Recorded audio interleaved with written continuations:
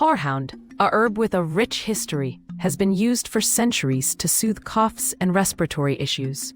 This hardy plant offers a slightly bitter taste, but is packed with benefits. To craft your own Horehound syrup, start by combining dried Horehound leaves and water in a pot, boiling though for 20 minutes. Strain the mixture and mix with honey to sweeten the syrup. This not only enhances the flavor, but also adds antibacterial properties. The syrup can be stored in a cool, dark place and taken by the teaspoon as needed. Embrace Horehound's potential, not just for its traditional uses, but for its role in your self-care toolkit.